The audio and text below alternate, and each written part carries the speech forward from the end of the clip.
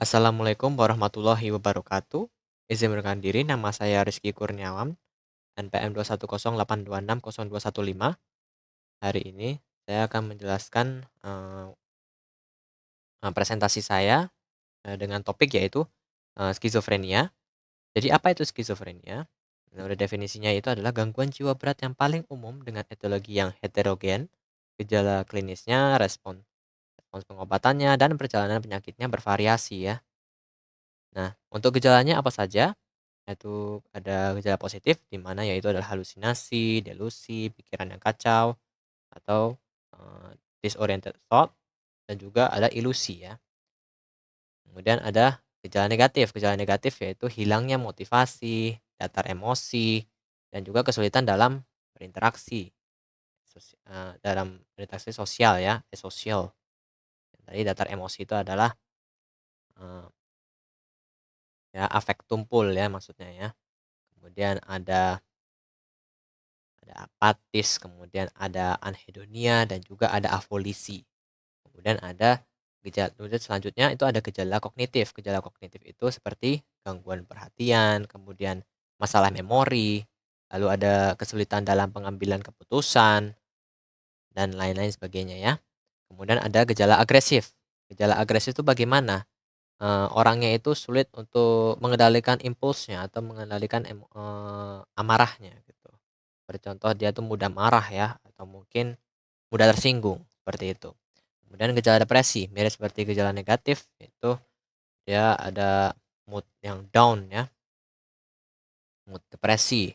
Dan juga sudah mulai hilangnya minat, sudah tidak berenergi lagi, seperti itu. Kemudian etiologinya apa saja? Etiologinya ada genetik, seperti contoh riwayat keluarga. Misalkan kalau contoh keluarga ada skizofrenia, bisa jadi itu bisa diturunkan pada anaknya. Kemudian ada lingkungan, seperti mungkin ada sesuatu yang bikin stres, atau bisa jadi pengalaman yang traumatis, seperti itu. Untuk yang biologisnya, itu kayak contoh ketidakseimbangan kimia otak, neurotransmitter, seperti contoh dopamin, norepinefrin, GABA, serotonin, dan juga glutamat. Untuk norepinefrin yang maaf, untuk neurotransmitternya yang utama dalam skizofrenia yaitu adalah dopamin. Kemudian selanjutnya itu ada struktur otak yang berbeda, gitu ya. Nah, kemudian untuk klasifikasi ada 5, yaitu ada skizofrenia paranoid, itu untuk yang ada waham paranoid. Gejalanya tetap ada gejala skizofrenia, cuma dia ada waham paranoid. Seperti contoh, ada 3 ya waham paranoid, yaitu adalah waham kebesaran, waham preferensi, dan juga waham persekutorik. Kemudian ada skizofrenia katatonik. Di sini ada tambahan katatonik, yaitu pergerakan yang berlebih gitu. Kemudian ada skizofrenia herbefrenik. Skizofrenia herbefrenik itu di mana orangnya itu bersikap seperti anak-anak gitu. Kemudian skizofrenia residual. Residual itu maksudnya tuh dia gejalanya itu sudah menurun, cuma yang lebih terlihat itu adalah gejala negatifnya, dan ini biasanya sudah 1 tahun lebih biasanya ini skizofrenianya. Kemudian depresi pasca skizo. Jadi dia tuh nampaknya sekarang itu adalah gejala depresi, cuma dulu dia ada skizofrenia. Baik, selanjutnya ada diagnosa banding. Diagnosa banding ini yang gejalanya mirip seperti skizofrenia, yaitu seperti skizofreniform, psikotik akut, gangguan skizoafektif, dan juga gangguan waham menetap. Nah, untuk skizofreniform itu gejalanya mirip seperti skizofrenia, perbedaannya itu adalah waktu. Nah, skizofreniform itu lebih dari 1 bulan, cuma dia itu kurang dari 6 bulan. Skizofrenia itu bisa lebih dari 6 bulan, bisa. Kemudian untuk psikotik akut itu cuma beberapa hari saja. Untuk bisa mendapatkan diagnosa skizofrenia itu adalah minimal itu adalah 1 bulan, 1 bulan lebih, ya. Kemudian, sedangkan psikotik akut gejalanya sama, mirip seperti skizofrenia, perbedaannya itu adalah waktunya saja.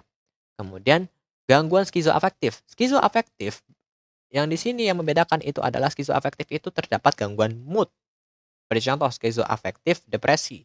Jadi dia itu diselingi dengan gejala skizofrenia dan juga ada gejala depresi, seperti itu. Ada gangguan mood dan juga gangguan, skizofrenia dalam waktu yang sama atau mungkin satu harinya itu skizofrenia terlebih dahulu, eee pertamanya itu skizofrenia terlebih dahulu, satu hari kemudian baru ada muncul gangguan mood, yaitu tadi depresi. Kemudian yang gangguan waham menetap, perbedaan di sini adalah untuk gangguan waham menetap, dia tidak ditemukan halusinasi, tetapi dia cuma ditemukan waham saja, seperti itu. Nah, itu sudah menetap ya. Nah, untuk tata laksananya itu di sini sebenarnya ada 2, cuman dari referensi yang saya gunakan yaitu adalah untuk bahan ajar skizofrenia dari FK Undip, ditambahkan yaitu adalah generasi ketiga.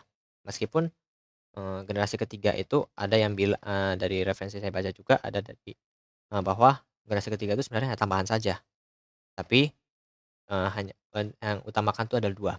Nah, yang pertama itu generasi pertama itu kayak ada haloperidol, yang paling utama ya itu haloperidol. Kemudian generasi kedua itu dapat risperidon yang paling terkenal ya.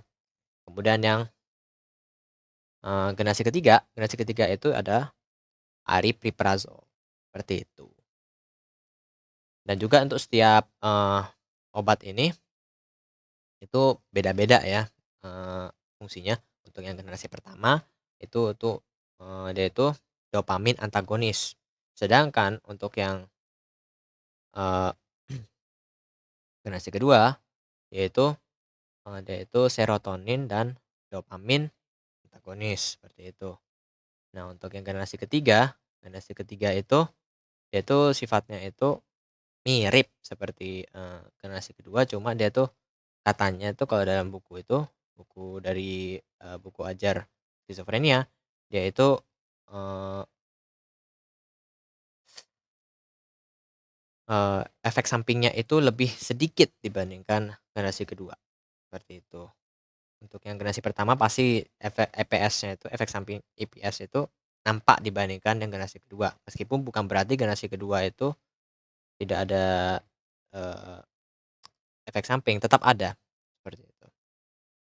Baik, itu saja yang bisa saya sampaikan untuk presentasi saya hari ini, dan ini referensinya saya gunakan.